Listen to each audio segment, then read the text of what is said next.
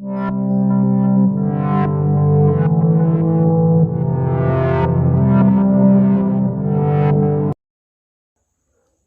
pessoal, tudo bem com vocês? Sétimo A, sétimo B, gostaria de dizer que estou com saudade de vocês, tá? Hoje, 1º de abril, segunda semana de quarentena, mas as aulas não param, o aprendizado ele é necessário, ele deve ser feito, independente das circunstâncias que estejamos vivendo. Então vamos lá, o assunto da aula de hoje é as características, né, que estão lá no capítulo 3 do livro de Geografia, página 42 a 56. E o conteúdo trata das características do clima e da vegetação do Brasil. Mas afinal, o que é clima? O que é clima, galera? Então, clima é um conjunto de fenômenos atmosféricos, de condições atmosféricas de um determinado lugar e que influencia na vida de todos os seres vivos do planeta. Porque não é só, o clima não influencia apenas nas características das pessoas, do modo de vida das pessoas, mas influencia em todos os seres vivos. Tanto é que este capítulo, no capítulo 3, ele trata das condições dos climas, das condições, das características dos climas e da vegetação. Então, vamos lá. Que características são essas? Influencia na vida de quem, afinal de contas? Então, em quais aspectos é que o clima influencia? As condições dos climas influenciam em todos os aspectos. Quais são os principais aspectos que são influenciados pelas condições e pelas características dos climas? As características das plantas nativas, tá? O modo de vida das pessoas, o tipo das casas, as roupas que veste, a economia dos países, agricultura, pecuária, tudo é influenciado pelas características dos climas, os tipos de transportes, tá? Os meios de transportes, o comércio, o turismo. Então, são esses aspectos. Ficou curioso? Foi? Vamos aprender mais? Ficou curioso? Então, tá bom. Fique tranquilo que eu vou te explicar, tá? Por onde você quer começar? Quero saber quais são essas condições atmosféricas que mexem com tudo na Terra. Então tá. Basicamente são 4 condições. Primeiro, a latitude, tá? Mas o que é latitude? Latitude é a distância de um lugar em relação à linha do Equador. Ou seja, quanto mais o lugar está próximo da linha do Equador, mais ele recebe raios solares, a insolação é maior, então isso faz com que as temperaturas sejam maiores, tá? E os climas sejam mais quentes. À medida que vai se distanciando da linha do Equador, a temperatura vai diminuindo, porque a quantidade de raios solares que os lugares vão recebendo também vai sendo menor. Outra característica importante são as correntes marítimas. Correntes marítimas são porções de águas salgadas que circulam dentro dos oceanos, porém elas vão ter características diferentes da extensão maior de águas. Que características são essas? Salinidade e temperatura. Então, seguindo essa linha, nós vamos ter correntes frias e correntes quentes, e elas ficam circulando o oceano afora, né? E vão carregando consigo essas características. Então, geralmente correntes frias vão para lugares quentes, correntes quentes vão para lugares frias, e assim sucessivamente. E esse movimento ele é continuado, inclusive ele influencia no transporte dos cardumes, tá? E uma última característica, né, uma última principal característica também, são as massas de ar. As massas de ar elas são muito importantes, inclusive para caracterizar mesmo o clima do Brasil, tá? Essas massas de ar são porções de ar que circulam, né, constantemente na atmosfera e transportam essas características delas do local de origem delas, tá? Que características são essas? São temperatura e umidade.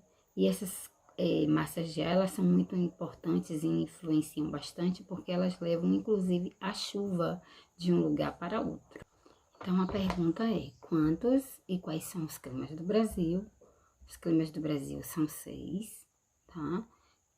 O equatorial, o tropical semiárido, o subtropical, o tropical de altitude e o tropical litorâneo, tá? Então, vamos caracterizar cada um desses climas. O equatorial, ele ocupa a maior parte do Brasil, tá? Praticamente o Brasil ao norte, tá? Quase a metade do Brasil, e ele se caracteriza por apresentar grande umidade, grande quantidade de chuvas e uma elevada temperatura, justamente por ser a região atravessada pela linha do Equador e que recebe bastante insolação. O tropical, né, com as suas subdivisões, eles se caracterizam por apresentar duas estações, basicamente todos, com exceção do tropical de altitude e do tropical semiárido, porque o tropical semiárido é o que ocupa a área do sertão, tá, que se caracteriza por uma baixa quantidade de chuva e uma temperatura extremamente elevada. Então, é um clima quente e seco. E o tropical de altitude, ele vai ter uma temperatura amena, que sofre a influência da altitude. Fica lá no Planalto, né, do sudeste, da região sudeste, lá em São Paulo, Rio de Janeiro, na área das serras, tá? O subtropical é o que fica abaixo do trópico de Capricórnio, que é o trópico que atravessa o Brasil, e ele se caracteriza também por verão bastante quente, né, seco, e o inverno bastante frio e bastante chuvoso, porque sofre a influência da massa polar, tá? E aí, estão gostando, né? Com certeza, estão aprendendo, isso é importante. Então, agora vamos para a segunda parte da aula de hoje. Vamos falar agora sobre a vegetação. Afinal, o que é vegetação? Né? Que tanto é influenciada pelas condições do clima, é influenciada porque gosta de calor e de água para poder sobreviver. Então, e o que é vegetação? Vegetação é o conjunto de plantas nativas de um determinado lugar. Quais são as principais características consideradas ao avaliar uma vegetação de um lugar? Bom, sendo você aluno, você vai avaliar pela beleza, né, pelas características de variação de cores, de flores. Se for o madeireiro, vai avaliar quais são as madeiras mais caras, né? Se for um botânico, vai avaliar quais são as substâncias que podem ser extraídas, mas afinal, você como aluno precisa conhecer quais são os principais aspectos, afinal, que são considerados para se avaliar a vegetação de um lugar. Então, vamos considerar o tamanho das árvores, né? Então, considerando o tamanho, o porte das árvores, a gente sabe que quando a gente olha para uma vegetação, a gente tem árvores grandes, árvores pequenas, umas maiores, outras menores. Eu geralmente gosto de compará-las com as pessoas. As pessoas são pessoas altas, pessoas baixas, pessoas magrinhas, pessoas mais cheinhas, né? E aí vai. A vegetação também é bem assim. Primeiro, considerando o porte, a gente classifica elas com três palavras importantes: arbórea, arbustiva e herbácea. As arbóreas são as árvores de grande porte, são as maiores, são as florestas, né? Aquelas bem gigantes. Sabia que tem árvore até de 60 metros de altura? Então, são as maiores, são chamadas de arbóreas. As arbustivas são as médias, né? Tem uns troncos geralmente retorcidos, ela não cresce muito, tem o tronco bem retorcido, porque inclusive ela guarda água dentro dela para sobreviver. As herbáceas são as rasteiras, são as pequenininhas, são as filhotinhas que ficam ali no chão, as gramíneas. Então, considerando o porte, o tamanho dela, nós temos três palavras: arbórea, arbustiva e herbácea. Grandes, médias e rasteiras. Segundo aspecto, tipo da folha. De acordo com o tipo da folha, a gente considera 3 aspectos, 3 características, 3 palavras importantes.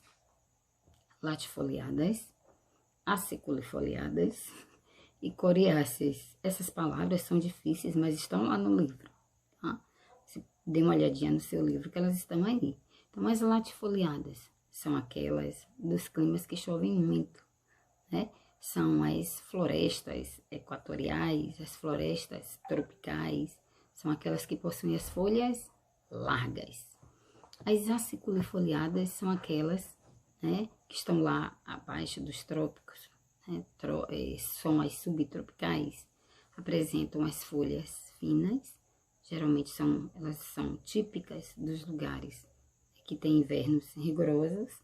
Então, o pinheiro, por exemplo, é uma planta aciculifoliada. A folha, quando fala assim, folha fina em forma de agulha, tipo alfinete. E as coriáceas são as folhas grossas, com pelos, né? Aquela folha grossa com pelo, que é para evitar que ela perca a umidade.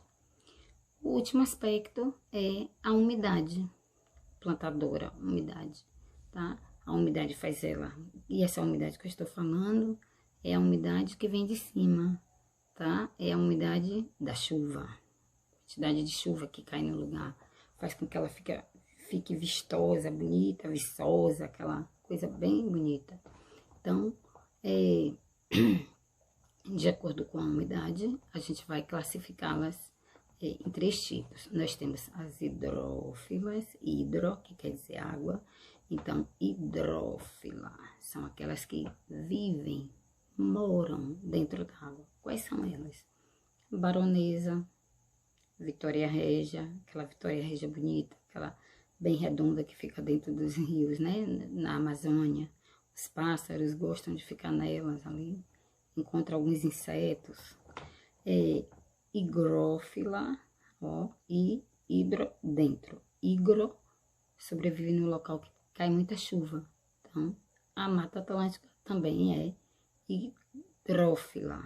O último aspecto é a umidade, plantadora, umidade, tá? A umidade faz ela, e essa umidade que eu estou falando é a umidade que vem de cima, tá? É a umidade da chuva, a quantidade de chuva que cai no lugar, faz com que ela fique vistosa, bonita, viçosa, aquela coisa bem bonita. Então, de acordo com a umidade, a gente vai classificá-las em 3 tipos. Nós temos as hidrófilas, que quer dizer água.